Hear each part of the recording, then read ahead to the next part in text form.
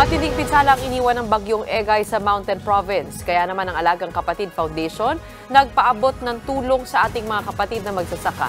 Nasa frontline ng balitang yan, si Laila Pangilinan.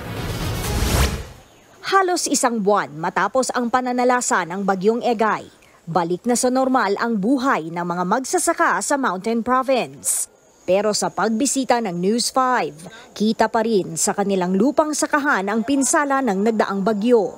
Ang mga mais na ito ang tanging remembrance o mga alaala na lang ng taniman ng mais na ito dito sa aking likuran. Kwento kasi ng mga residente, nung sinalanta sila ng bagyong Egay mula sa bundok, parang ilog na rumaragasa ang tubig dito sa maisan na to. Kaya ang ginawa ng ating mga magsasaka, nilinis nila, tinaniman ang bagong punla ng mais. Yun nga lang, 2 buwan pa po bago nila mapakinabangan muli ang kanilang aanihin.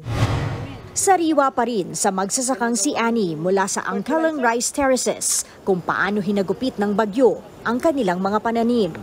Ang nasa 100 kilo ng black beans na magbubunga na dapat noon, walang natira. Hindi namin inaasahan na ganun kalakas. Almost 3 days na hangin at saka ulan yung dinala dito, kaya sinira yung mga pananim namin dito. Kaya wala na kaming maipagbili kasi nasira na yung mga pananim namin.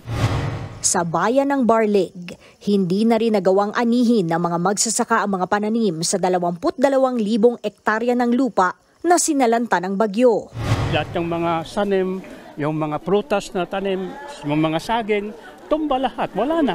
Yung pananim na palay, bumagsak sa putik. Kaya pag mag-ani ka, yung mga iba nasira na. Lugi talaga. Pero sa kabila ng unos, kailangan pa ring bumangon. At para tulungang makapagsimula muli, naghatid ng tulong ang Alagang Kapatid Foundation sa mga magsasaka sa Mountain Province sa pakikipagtulungan ng Rural Rising Philippines. Nasa 200 magsasaka kasama ang mga senior citizen at PWD mula sa mga bayan ng Balugan, Angkalang, Patay, Ambasing at Besaw ang nakatanggap ng mga ayuda at vitamins. 300 naman mula sa bayan ng Barlig ang umuwing may ngiti sa kanilang mga labi. Nakababangon na. Lalo na dahil pumunta kayo nga dito, nagbigay ng mga ayuda ng mga tao. Thank you sa Alagang Kapatid Foundation Corporation sa TV5. Salamat sa dala ninyo. Malabot mga tao. Meron kayong tulong, malaking tulong ang binigay ninyo sa kanila. At hindi pa dyan nagtatapos ang ipinamahagi nating biyaya. Meron pang bonus na Sulit TV Kits ng TV5. Mapapanood ang TV5 sa Channel 25 sa analog at Channel 80 naman sa DTT o Digital Terrestrial Television. Pwede na itong magamit sa Setyembre para sa mas pinalakas, mas pinalawak at mas pinalinaw na signal ng TV5 sa Mountain Province.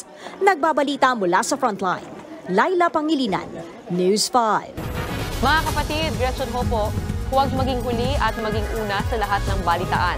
Maging maalam at may pakialam sa mga napapanahong issue at balita sa bansa. Mag-subscribe at mag-follow sa News 5 social media pages.